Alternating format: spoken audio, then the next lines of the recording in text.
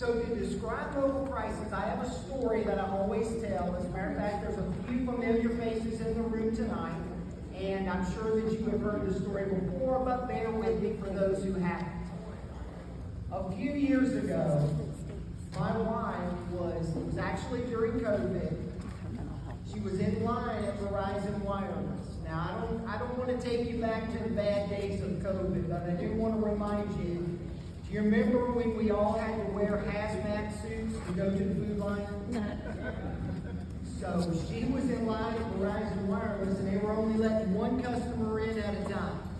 So she was standing in the parking lot in line. It was in January, of course, so it was cold, and there was about 5 or 6 people in line.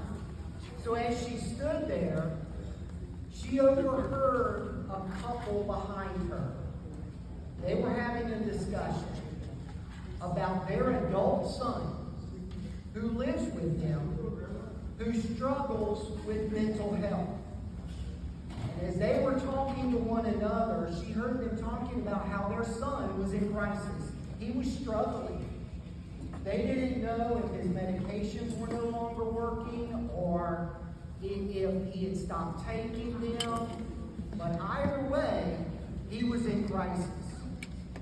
So my wife turned around and she said this to them. She said, "Excuse me, I didn't mean to eavesdrop," which I'm here to tell you today is a bald-faced lie, because my wife is nosy. She is an ear hustler way back, right? I'm kidding. I'm just kidding. I had to say something just to get a little smile. She turned around and said, "I didn't mean to eavesdrop. I overheard your conversation. This is the important part." She said, "My husband works for a company. They will send a qualified mental health professional to talk to your son, to do an assessment, and to help link him to services. It's available 24/7, 365, and it won't cost your son a dime. Would you like the number?" What do you think they said? Yes. Yes, of course. So she texted me and asked me the number to mobile crisis. I said, "Woman, I told you to memorize that number." Hey, I think I got 3 more laughs on that one. You know I didn't say that. I texted her the number.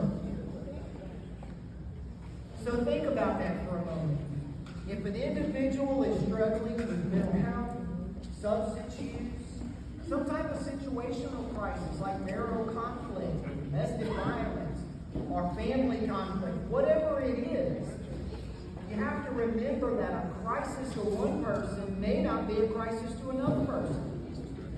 So a crisis really is self-defined. And we have people who go out 24/7, 365 and help those individuals, and it doesn't cost them a dime. The service is not free. We bill Medicaid if the person has Medicaid. If there's no insurance at all, listen to what I'm saying very carefully. If there's no insurance at all, we still don't charge, because the state has funding for folks in crisis and they're uninsured. If they have Medicare, if they have Blue Cross, Cigna, any of those, and even if those private insurance companies don't pay, we're not going to circle back and require payment from that individual that we're helping or their family. Now let me be clear about something else. Their son was over 18.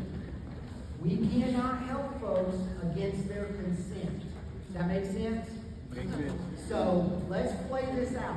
I'm not saying this is how it played out, but let me give you a scenario. Let's say that mom and dad go home and mom calls mobile crisis. Mobile crisis is going to say, "Will your son consent to our treatment?" She says, "Son, will you talk to somebody from crisis?" And he says, "No. I can't come out for him." But, are you ready? Here's the but. But let me ask you this, and I want you to really answer it. Is that mom and dad, are they in crisis? If their son that lives with them is in crisis, are they in crisis? Let me know. Yes. Yes. Yes. Yes. Only 4 of you think so. Are they in crisis? Yes. Yes. So, our call center would say to that mom, well, Mom, would you like us to send somebody to help you? I personally have responded on many dozens and dozens of occasions just like that one. And here's what happens. Once I get to the home and start helping Mom and Dad, son realizes that I'm just a relatively normal person, and I say relatively, normal person that is just there to help. And he says, hey, will you help me too? And that's a great thing. You see, we've got a saying in Eastern North Carolina. There's more than one way to skin a cat. That's how we can help. So we don't just say, no, we're not going to do anything. We want to find a way to help. And that's mobile crisis services. We're going to come in, take us 2 hours or less to get there. We're going to come into the living room. I have personally completed assessments on people in McDonald's dining room. I have met them in parks, rest areas. I've met folks in Walmart parking lot.